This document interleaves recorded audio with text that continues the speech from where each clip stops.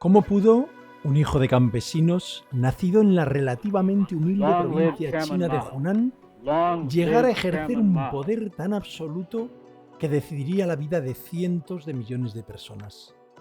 La asombrosa historia de Mao Zedong, el líder que transformó totalmente China, puede resumirse en tres cosas: revolución, culto a la personalidad y consecuencias. Durante su vida, China, bajo su influencia, experimentó una serie de eventos importantísimos: una devastadora guerra civil, la brutal invasión japonesa, la trascendental victoria comunista, una hambruna masiva, la ruptura ideológica con la Unión Soviética, el caos de la revolución cultural y un sorprendente giro de acercamiento hacia los Estados Unidos. El retrato gigante de Mao sigue presidiendo la emblemática puerta de Tiananmen en Pekín, y su imagen adorna todos los billetes de yuan, la moneda china, lo que subraya la presencia que todavía sigue teniendo en la China moderna. Mao Zedong vino al mundo el 26 de diciembre de 1893 en Shaoshan, una aldea en la provincia de Hunan, en el seno de una familia campesina que, a diferencia de la mayoría, había logrado cierta prosperidad. Desde adolescente mostró un carácter rebelde y una fuerte voluntad. A los 13 años se negó rotundamente a aceptar un matrimonio concertado, lo que era una práctica bastante común en la época. Demostró tener una insaciable sed de conocimientos, devorando libros de historia y política, y más tarde, en Changsha, la capital de Hunan, trabajó en una biblioteca. Allí, entre estanterías repletas de texto, descubrió las obras de Karl Marx y se sumergió en los debates intelectuales y políticos provenientes de Occidente que sembrarían la semilla de su futura ideología revolucionaria. Un detalle poco conocido es que Mao fue un prolífico escritor de poesía en el estilo clásico chino durante toda su vida. Manejaba muy bien el idioma chino y eso fue muy importante para él, la capacidad de hablar a las masas y la capacidad de escribir. Pero en su poesía, él tiene una imagen épica de la revolución y una retórica grandilocuente que buscaba infundir grandeza y de drama a su movimiento. Pero ¿cómo empezó todo? El año 1919 marcó un punto de inflexión con el estallido del movimiento del 4 de mayo. Una explosión de protestas estudiantiles y movimientos intelectuales en China impulsados por un profundo sentimiento antiimperialista y la urgente necesidad de modernizar el país frente a la debilidad del gobierno y la injerencia extranjera. Es el gobierno en China en el momento en que se produce el movimiento de 4 de mayo. China en ese momento era una república. La república se había proclamado el 1 de enero de 1912, acabando con la monarquía china de muchísimo tiempo y las dinastías chinas. El 12 de febrero de 1912, unos cuantos días después, Puyi de la dinastía Qing, que es el último emperador, abdica. Hubo varios intentos de restauración monárquica en 1915-1916 y una restauración de 12 días en julio de 1917, pero no llega a cuajar y desde entonces China no ha vuelto a ser una monarquía. El gobierno de la República de China, sin embargo, es muy impopular. ¿Y por qué? Pues básicamente porque al acabar la Primera Guerra Mundial en 1918 se realizan los famosos acuerdos de Versalles y en esos acuerdos los territorios alemanes de China, en lugar de dárselos a China, se los dan a Japón. Esto en China se consideró como una humillación.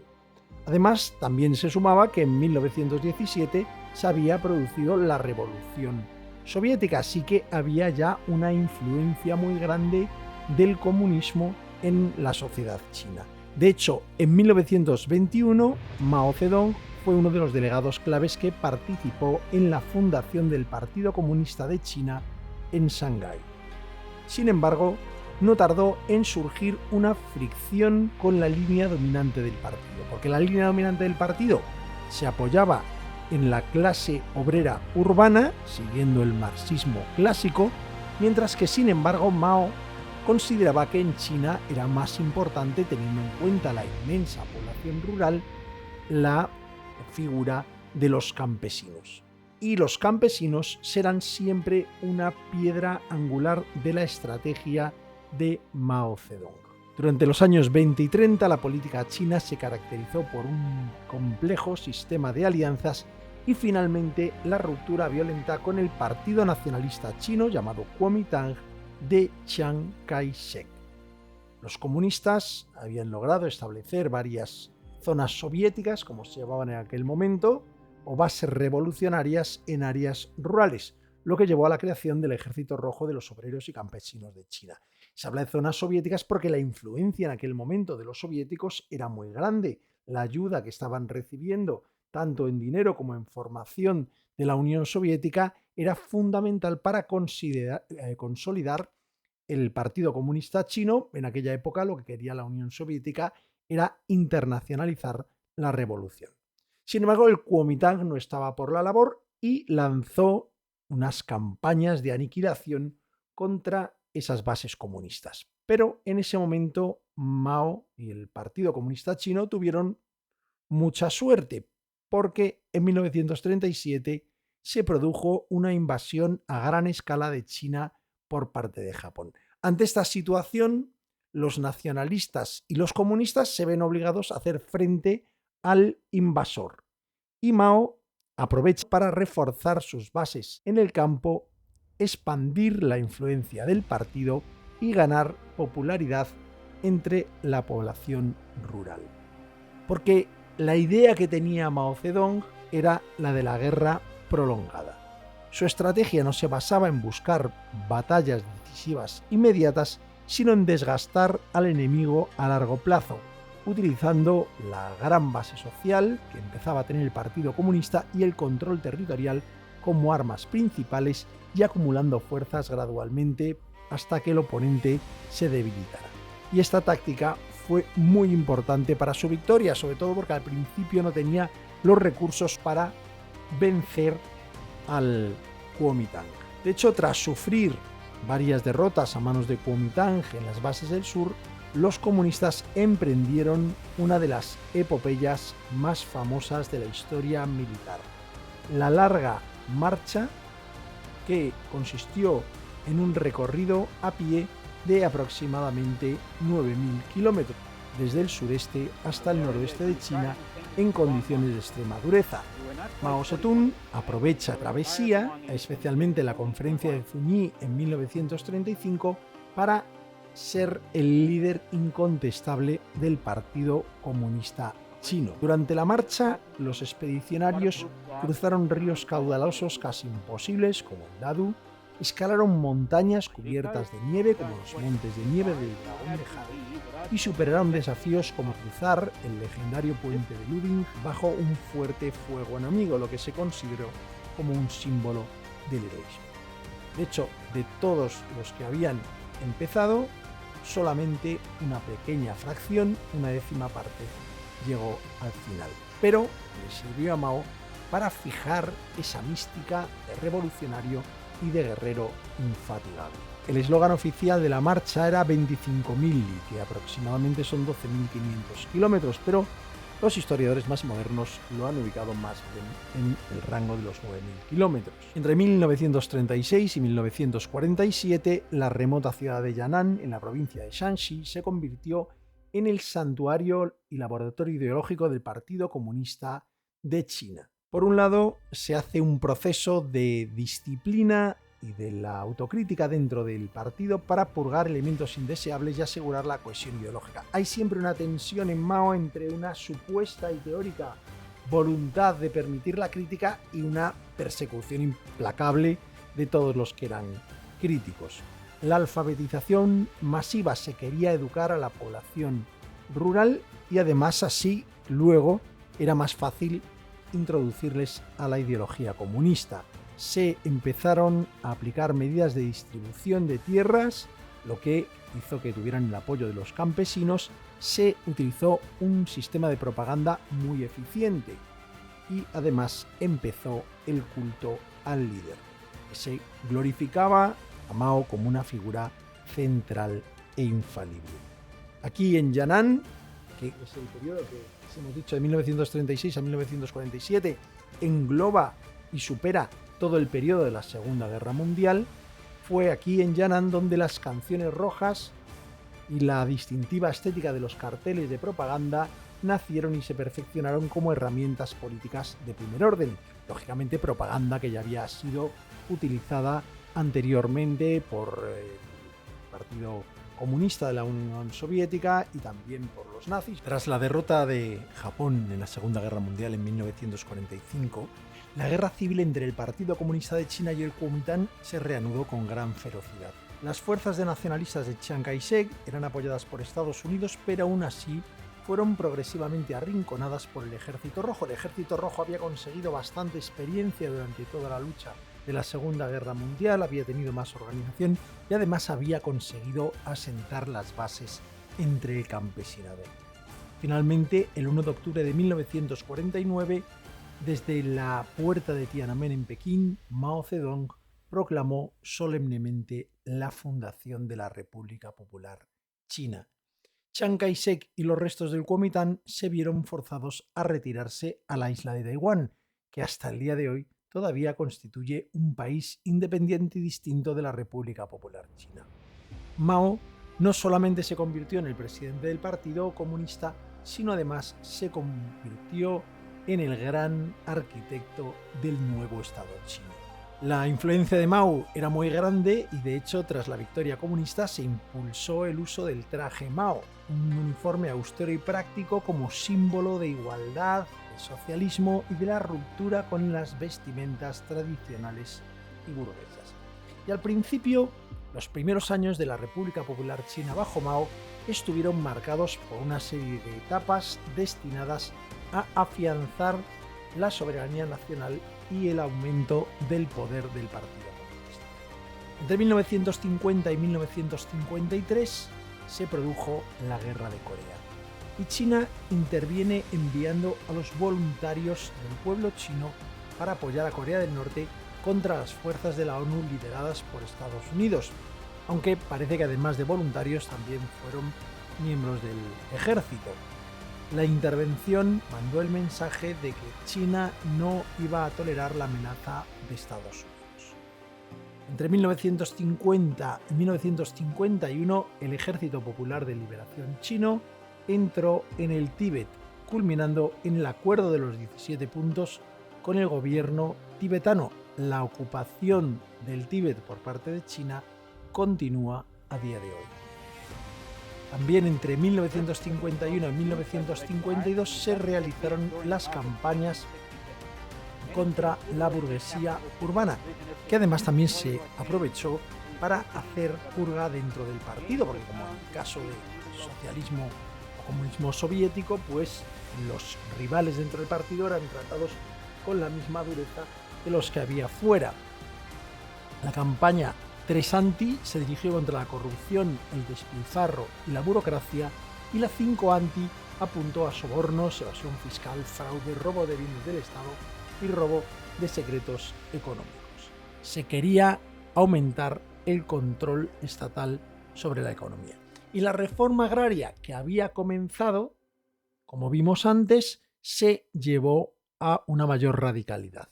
Se expropiaron las tierras de los terratenientes y se distribuyeron entre los campesinos, aunque rápidamente se cambió esa distribución a los campesinos por una colectivización progresiva donde las tierras y las herramientas se atribuyeron a las cooperativas agrícolas, eliminando la propiedad privada.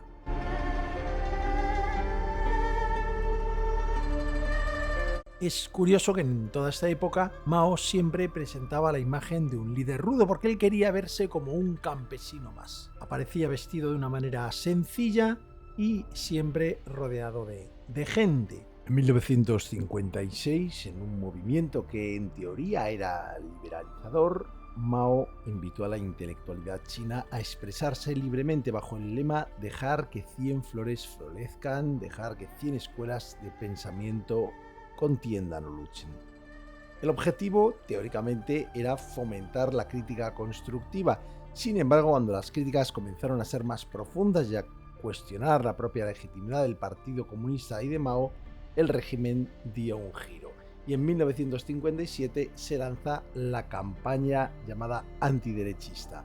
Miles de intelectuales, profesores, artistas y funcionarios que habían osado criticar fueron calificados como derechistas, perdiendo sus trabajos, siendo sometidos a humillaciones públicas, encarcelados, enviados a campos de reeducación o incluso ejecutados. Para muchos historiadores, la campaña de las 100 flores fue una trampa política calculada, y si no fue una trampa política, fue una decisión que posteriormente se aprovechó para identificar y purgar a los disidentes.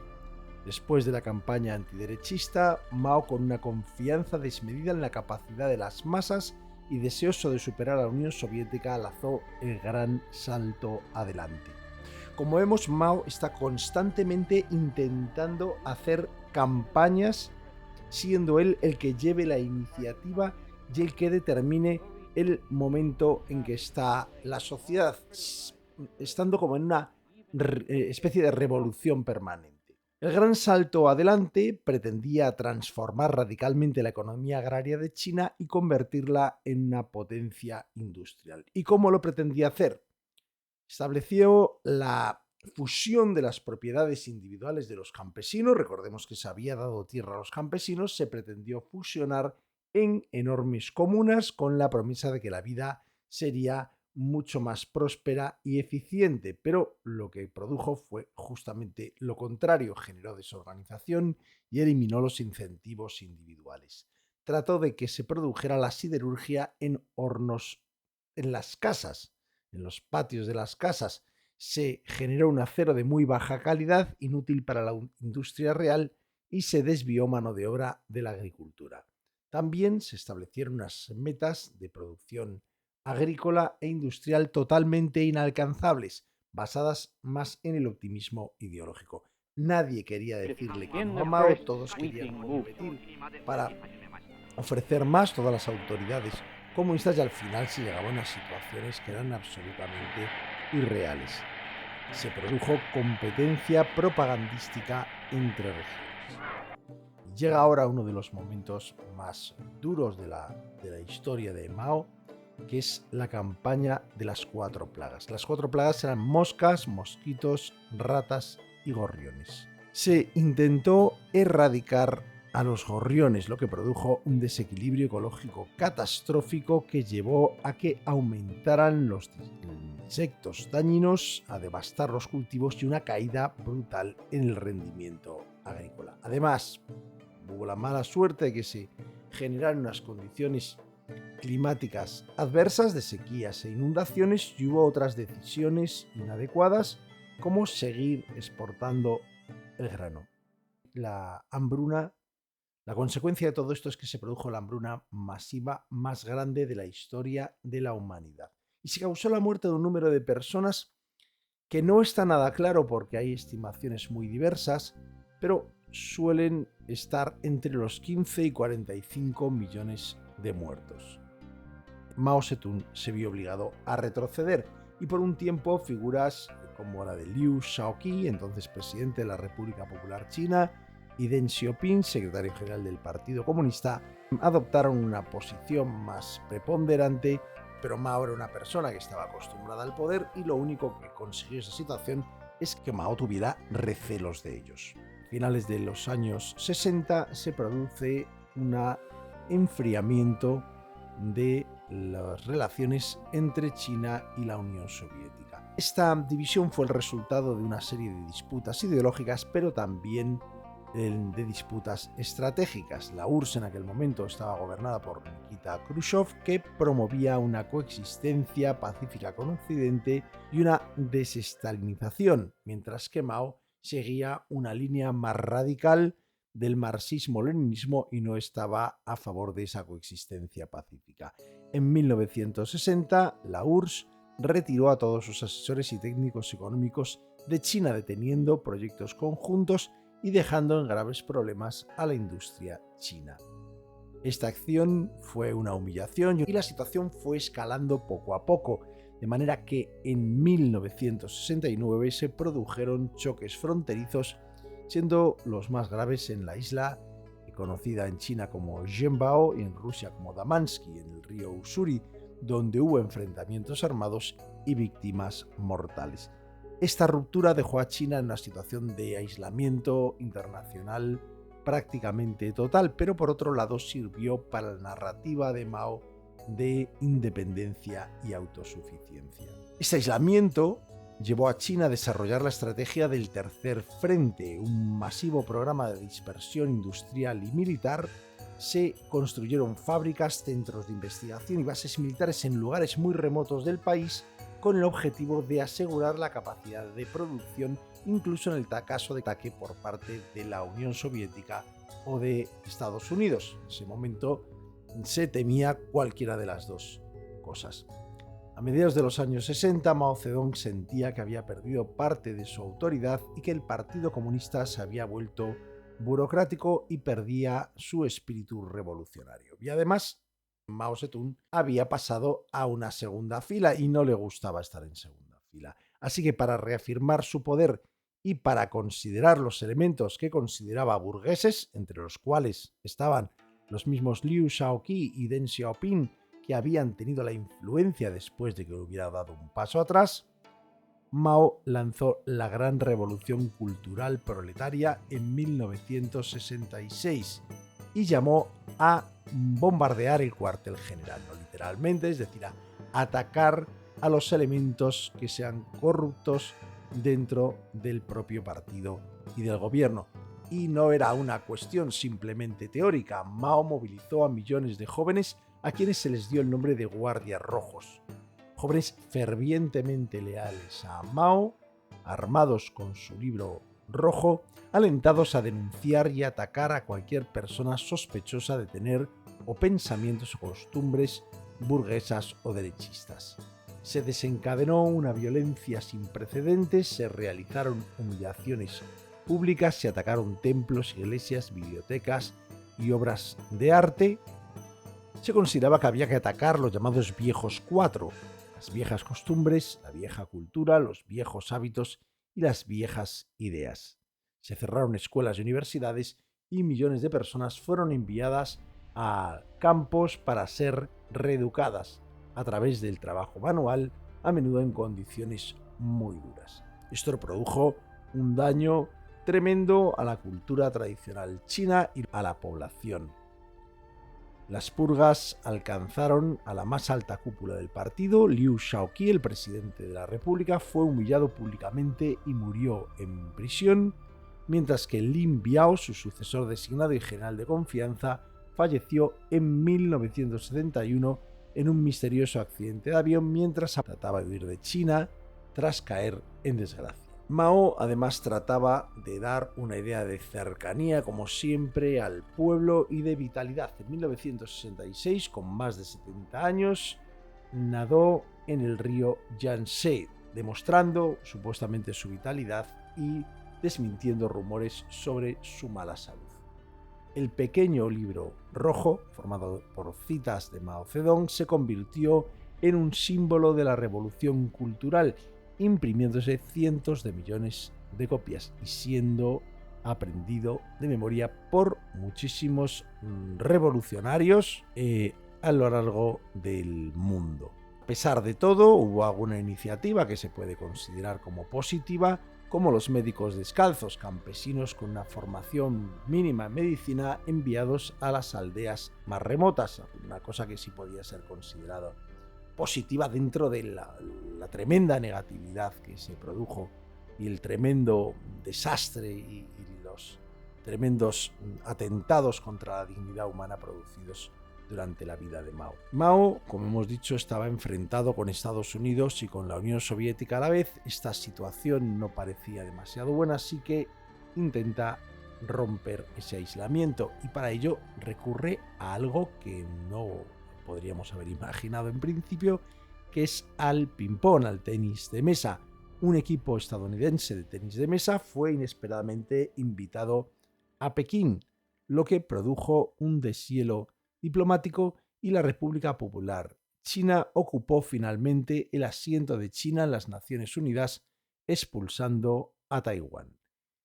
Y esto siguió después, en febrero de 1972, Richard Nixon, el presidente de Estados Unidos, famoso por el Watergate, visitó Pekín. Era el primer presidente estadounidense en visitar la China comunista. No se estableció directamente una relación diplomática, eso ocurriría más tarde, en 1979, pero sin embargo esto dio un giro muy grande en la Guerra Fría, de manera que se formó ya no una situación en la que la Unión Soviética y China estaban contra Estados Unidos, sino una especie de triángulo en que había tres centros de poder: la Unión Soviética, Estados Unidos y China. La intención de Mao Zedong posiblemente era contrapesar la posibilidad de influencia de la Unión Soviética. A pesar de la turbulencia política que se produjo por la Revolución Cultural y el aislamiento, Mao dio una prioridad absoluta al desarrollo del programa nuclear y espacial. Y China logró hitos tecnológicos impresionantes en un tiempo récord. Detonó su primera bomba atómica en 1964, la primera bomba termonuclear de hidrógeno en 1967, en 1970 lanzó con éxito su primer satélite, el Dongfang 1,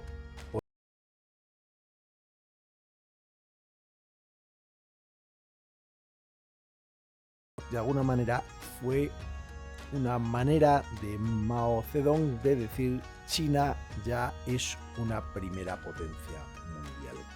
A mediados de la década de 1970, China estaba exhausta por la revolución cultural, Mao Zedong estaba gravemente enfermo, con problemas de salud cada vez más evidentes, hasta que el 9 de septiembre de 1976 falleció en Pekín, a los 82 años. Poco después de su fallecimiento, se produjo la detención de la Banda de los Cuatro, un grupo de líderes radicales que incluía a la propia esposa Jiang Qing.